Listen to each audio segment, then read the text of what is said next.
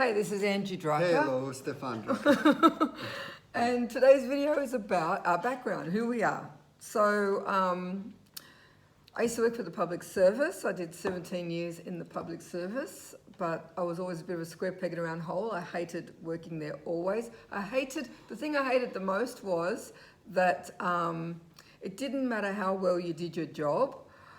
If you couldn't write a great job application or perform well at an interview, then it was really hard to promote. I did promote because I got on what they call orders of merit, and eventually they got to my name. But I was quite senior when I left the public service and became a life coach, is when I was pregnant with my first child.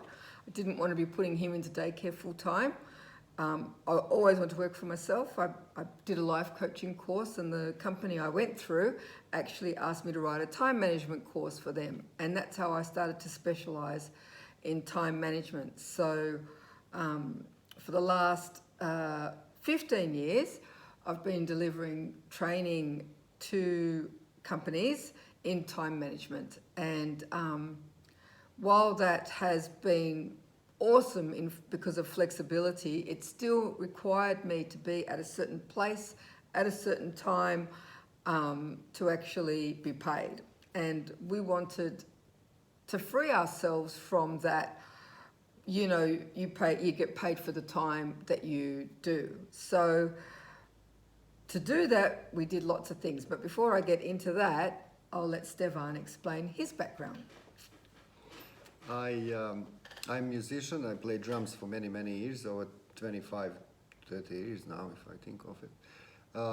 Coming from Europe, live in Australia over 23 years and did many things since.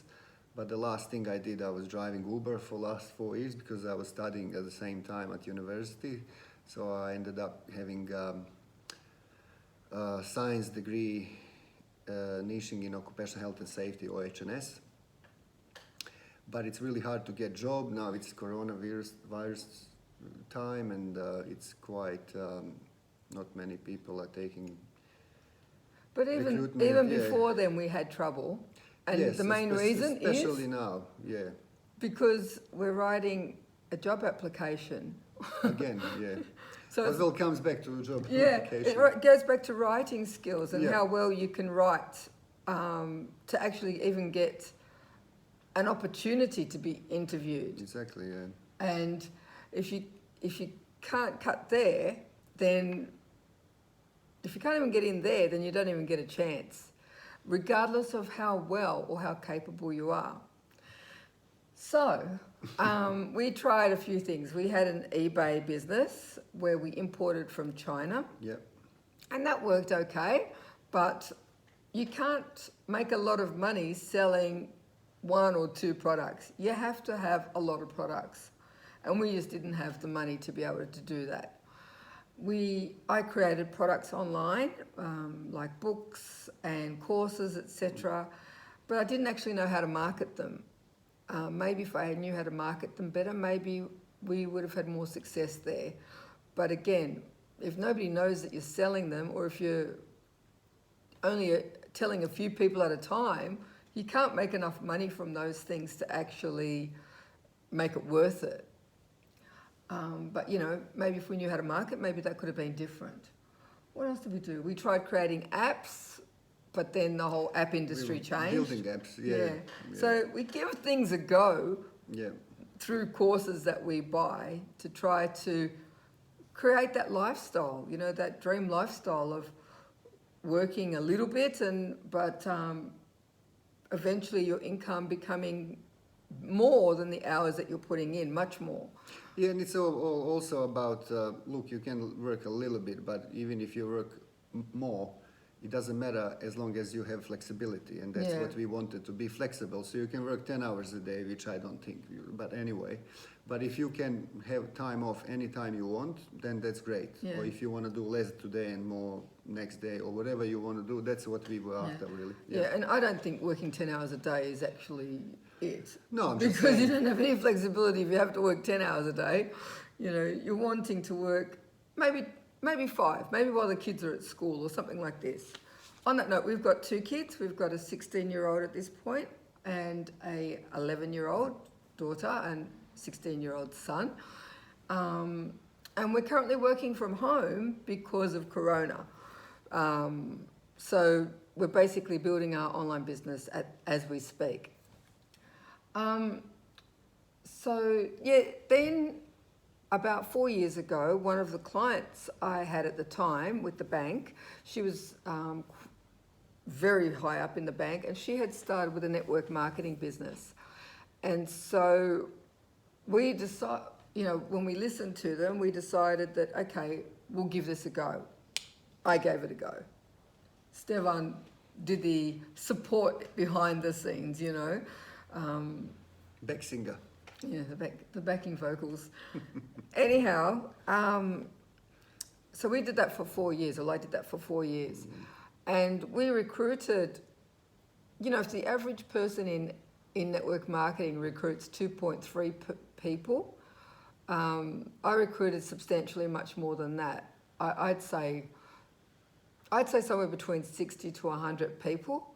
And we did have success. We were making, I think the average income for a network marketer is about $2,000 a year, or $2,400 a year. Yes, 2,400 a year in any MLM business all around on the average. world. In average, yeah. Yeah, and we were making that and more a month. A month, yeah. But that's not enough to It's have still a hobby. lifestyle. Yeah. Yes. And I would say I was inconsistent as well, but consistent at the same time. So we got to a significant level with MLM, with the MLM company we were with, but I just could not continue on. I felt burnt out, and I hated doing every second. I felt incongruent. How can I tell somebody to do this when I'm finding it so hard myself? And what were we doing? The typical traditional things. I was contacting people I know.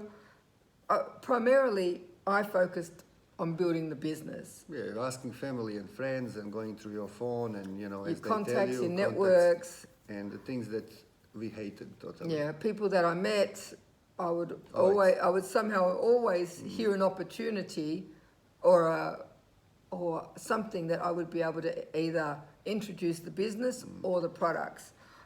And like I said, we had success. We got clients that still buy through that MLM.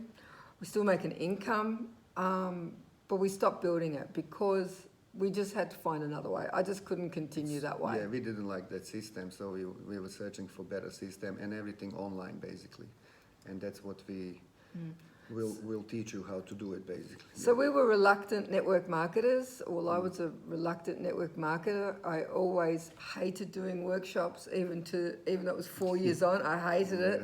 I hated asking for workshops. I hated. I felt comfortable about the business because I knew network marketing was the way, or is the way. I still believe that to my very core. But I just hated the old way. There had to be another way.